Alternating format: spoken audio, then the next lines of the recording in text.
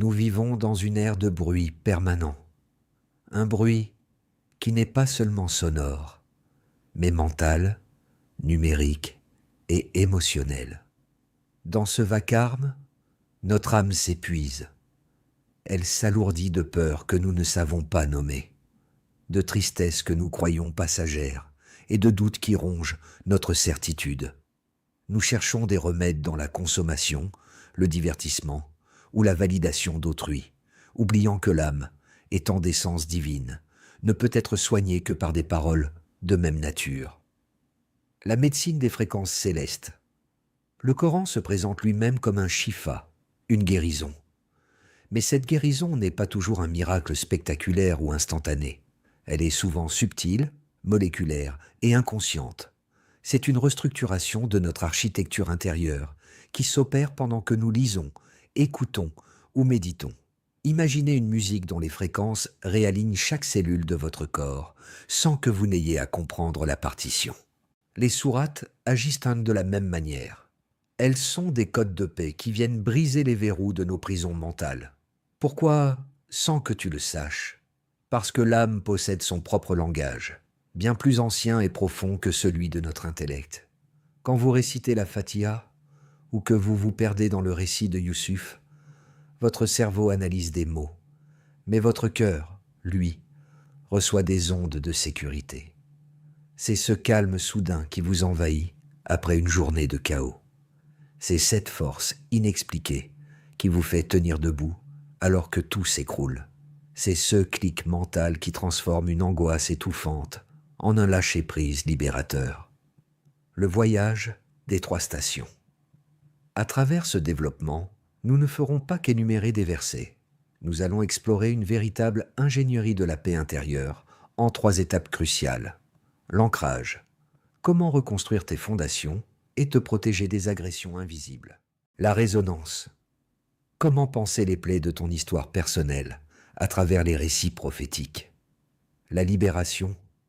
Comment éteindre le bruit du monde pour laisser ton esprit s'élever vers la clarté pure. Prépare-toi à découvrir que ton remède n'est pas à l'extérieur de toi.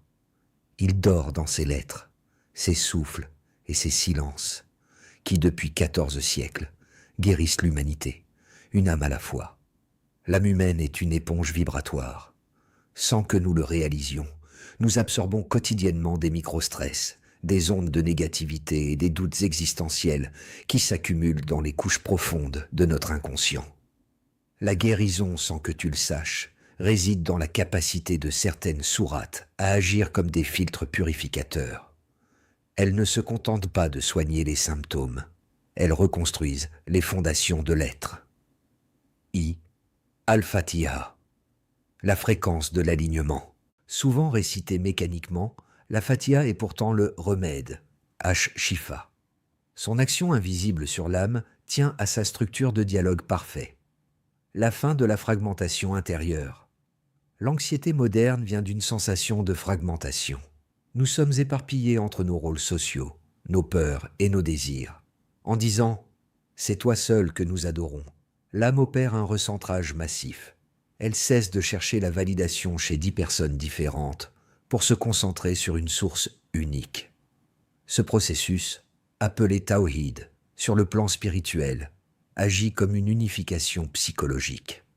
Sans t'en rendre compte, la répétition de la Fatiha réduit ton besoin d'approbation sociale, soignant ainsi la racine de l'épuisement mental.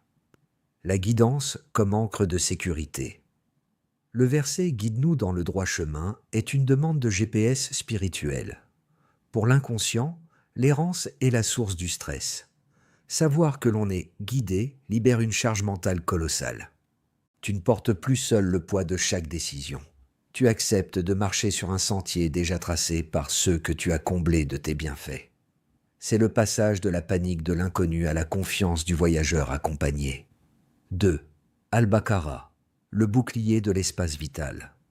La sourate Al-Baqarah est décrite par le prophète, Saw, comme une barrière que les sorciers et les énergies négatives ne peuvent surmonter. Mais comment guérit-elle l'âme sans que tu le saches? Le nettoyage des mémoires des lieux. L'âme est intimement liée à l'environnement. Une maison où un esprit encombré de pensées sombres devient lourd. La lecture ou l'écoute d'Al-Baqarah agit comme un balayage de fréquences. Elle expulse les énergies de discorde, shayatin. On observe souvent qu'après une récitation assidue, les disputes familiales diminuent et le sommeil devient plus réparateur. L'âme se sent enfin chez elle, en sécurité dans son propre corps et sa propre demeure. La résilience par le récit de la transformation. À travers ces 286 versets, elle traite de la gestion du changement, de l'obéissance et de la patience.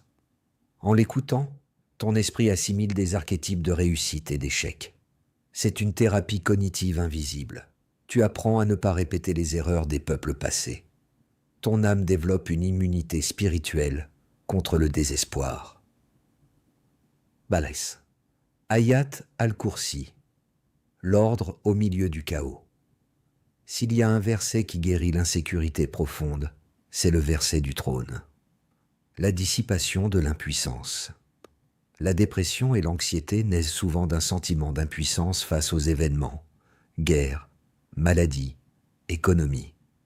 Ayat al-Kursi vient balayer cette illusion, en affirmant que son trône déborde les cieux et la terre, et que rien ne fatigue sa vigilance. Le verset transfère le poids du monde de tes épaules fragiles vers la toute-puissance divine. L'effet sur le système nerveux. La récitation de ce verset avant de dormir calme l'amygdale, le centre de la peur dans le cerveau. En ancrant l'idée d'une protection totale qui ne sommeille jamais, tu autorises ton âme à lâcher prise. Tu ne sais pas forcément pourquoi tu te réveilles plus serein, mais c'est parce que ce verset a monté une garde d'honneur autour de ton subconscient pendant ton sommeil. 4. Le mécanisme subtil de la guérison acoustique et sémantique. Pourquoi cela fonctionne-t-il sans que tu le saches? Le rythme, le tajwid. Les fréquences sonores du Coran impactent l'eau contenue dans nos cellules. C'est une restructuration moléculaire invisible, la sémantique subliminale. Même si tu ne comprends pas chaque mot arabe, ton fitra, nature primordiale, reconnaît la vérité. C'est comme une musique qui te rend joyeux sans que tu analyses la partition. La rupture du cycle des waswas. Ces sourates occupent l'espace mental. Elles chassent les murmures obsessionnels, le doute de soi, la peur de demain, pour les remplacer par des affirmations de souveraineté et de paix. Gemini cède. Nous passons maintenant à la section 2, le cœur émotionnel de ce voyage.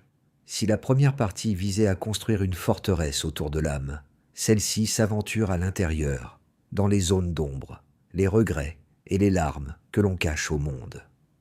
Section 2. La lumière dans l'épreuve et le réconfort des cœurs brisés. La guérison émotionnelle est souvent un processus lent et douloureux. Pourtant, il existe une chirurgie spirituelle qui s'opère par l'écoute et la méditation de certaines sourates. Elles ne se contentent pas d'effacer la douleur. Elles lui donnent un sens, transformant le plomb de la souffrance en l'or de la sagesse. Sourate Youssouf, la thérapie par l'archétype du traumatisme. La sourate Youssouf est unique. C'est la seule qui raconte une histoire complète du début à la fin en un seul tenant. Elle est descendue durant l'année de la tristesse pour consoler le prophète, Sao. Elle guérit ton âme en miroir, la guérison de la trahison et de l'abandon. L'un des poisons les plus lents pour l'âme est la trahison, amicale, familiale ou amoureuse. En suivant Youssouf, jeté dans le puits par ses propres frères, ton subconscient reçoit un message puissant. L'obscurité du puits est le prélude à la lumière du palais. Sans que tu le saches, cette sourate reprogramme ta perception de l'échec. Elle te montre que ce que tu considères comme une catastrophe, la perte d'un emploi, une rupture, est en réalité une redirection divine. L'âme cesse de se voir comme une victime, pour se voir comme un projet en cours de réalisation. La patience active, Sabrin Jamil, Yacoub, le père, incarne la douleur de la perte. Sa tristesse est telle qu'il en perd la vue. La sourate valide ta douleur, elle ne te demande pas d'être un robot sans émotion. Elle guérit en autorisant la tristesse, tout en interdisant le désespoir. Elle t'enseigne que l'on peut pleurer tout en restant fermement attaché à la certitude que Dieu prépare un dénouement magnifique. 2. Sourate Ad-Duha, le baume contre la dépression et le vide. Il arrive que l'âme se sente abandonnée par la lumière. C'est ce sentiment de déconnexion, ce silence spirituel qui mène au burn-out ou à la mélancolie profonde. La fin du sentiment d'abandon, Ad-Duha, le jour montant, a été révélée après une longue période de silence divin. Les premiers mots, ton Seigneur ne t'a ni abandonné ni détesté, agissent comme une caresse directe sur le cœur de celui qui doute de sa propre valeur. Cette sourate soigne le syndrome de l'imposteur spirituel. Elle te rappelle ton passé. Ne t'a-t-il pas trouvé orphelin et ne t'a-t-il pas donné un abri? En te faisant revisiter tes propres miracles passés, elle guérit ton anxiété face à l'avenir. Elle calme le système nerveux en chassant la peur du lendemain par la gratitude du hier, la promesse de la satisfaction. Le verset « Ton Seigneur te donnera certes tout ce que tu désires et tu seras satisfait » injecte une dose d'ocytocine spirituelle dans l'âme. C'est une promesse de plénitude qui compense les manques matériels ou affectifs immédiats. 3. Sourate Ash-Shar, l'ouverture de la poitrine. Si tu ressens souvent une oppression physique dans la poitrine, une sensation d'étouffement face aux responsabilités, Ash-Shar, l'épanouissement, est ton remède invisible. L'allègement du fardeau. N'avons-nous pas ouvert pour toi ta poitrine et ne t'avons-nous pas déchargé du fardeau qui accablait ton dos? Ces versets agissent par suggestion profonde. L'âme, en entendant ces mots, lâche les tensions musculaires et psychiques. Elle accepte que le fardeau n'est pas censé être porté seul. La loi de la dualité, la répétition célèbre. À côté de la difficulté est certes la facilité. Note bien, la facilité n'est pas après la difficulté, elle est à côté. Cette sourate guérit ta vision du monde. Elle t'apprend à chercher la solution à l'intérieur même du problème. Ton esprit devient plus agile, moins rigide face aux obstacles. Tu commences à voir des portes là où tu voyais des murs. Akta, le mécanisme de la catharsis narrative. Pourquoi ces histoires guérissent-elles sans que tu t'en rendes compte? L'identification.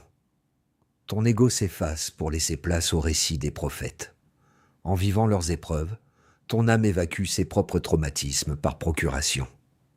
La normalisation de la souffrance. Tu comprends que souffrir ne signifie pas être puni, mais être raffiné. Cette compréhension change la chimie de ton cerveau. Le stress, cortisol, diminue pour laisser place à la résilience. L'ancrage dans le temps long. Ces sourates te sortent de l'immédiateté. Elles te montrent que la justice et la paix arrivent toujours, mais selon un calendrier divin. Cela guérit l'impatience, qui est la mère de toutes les angoisses modernes. La guérison ultime ne consiste pas seulement à ne plus souffrir, mais à atteindre un état de liberté intérieure où les pensées parasites, l'ego, nafs, et les peurs existentielles n'ont plus de prise sur toi. Cette section explore les sourates qui nettoient dans le bruit mental pour laisser place au silence de la certitude. Sourate Al-Mulk, la protection des profondeurs. Connue pour être la protectrice contre les supplices de la tombe, Al-Mulk, la royauté, guérit ton âme bien avant la fin de ta vie. Elle agit sur la peur de l'inconnu et la petitesse de l'ego. La mise en perspective cosmique. En décrivant la perfection de la création, des 7 cieux superposés à l'équilibre des oiseaux dans le ciel, cette sourate force ton esprit à sortir de ses préoccupations triviales. Elle guérit l'âme du narcissisme de la douleur. En contemplant l'immensité du royaume, tes problèmes personnels reprennent leur juste place. Ils sont minuscules. Cette thérapie par l'immensité calme instantanément l'agitation mentale et l'ego qui se croit le centre de l'univers. Le bouclier nocturne. Le prophète, So, recommandait de la lire avant de dormir. Psychologiquement, cela permet de clore la journée sur une note de soumission et de confiance. Ton subconscient travaille sur ces images de souveraineté divine toute la nuit, purgeant les résidus de stress accumulés durant le jour. 2. Al-Ikhlas, la guérison par la simplicité absolue. Comment 4 versets aussi courts peuvent-ils guérir l'âme? Sourate Al-Ikhlas, le monothéisme pur, est le remède contre la confusion mentale et l'attachement excessif aux créatures. La fin des dépendances affectives. L'âme souffre souvent parce qu'elle attend des êtres humains ce que seul le Créateur peut donner, la sécurité absolue, l'amour inconditionnel. En affirmant que Dieu est le seul vers qui l'on se tourne pour nos besoins, As-Samad. Cette sourate coupe les chaînes de tes dépendances invisibles. Elle guérit le sentiment de solitude. Si tu as Dieu, qui n'a besoin de personne, et dont tout le monde a besoin, tu ne te sentiras plus jamais vide ou incomplet. Le nettoyage de l'identité. En niant la filiation divine, il n'a jamais engendré et n'a pas été engendré, la sourate libère ton esprit des projections anthropomorphiques. Elle t'apprend à te connecter à une source pure, au-delà de la forme et du temps. C'est la guérison par l'épuration. Moins tu as de concepts complexes sur Dieu, plus ton lien avec lui est direct et apaisant. 3. Les protectrices, Al-Falaq et An-Nas. Le nettoyage subliminal. Ces deux dernières sourates du Coran sont les aspirateurs de l'âme. Elles s'attaquent aux racines de la négativité, l'envie extérieure et le doute intérieur. Al-Falaq, se libérer du regard de l'autre. L'envie, Assad, et la jalousie sont des énergies qui peuvent alourdir l'âme. Al-Falaq guérit la paranoïa et l'anxiété sociale. En demandant protection contre le mal de l'envieux quand il envie, tu déposes ce fardeau.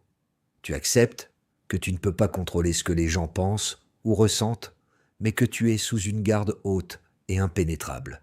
Cela libère une énergie créative immense. An-Nas, le silence des chuchotements. Waswas.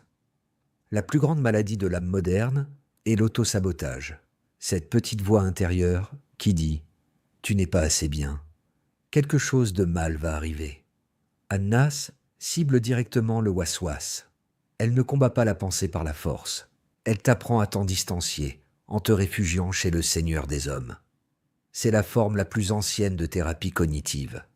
Reconnaître que la pensée n'est pas toi, mais un bruit extérieur dont tu peux te protéger. Kata.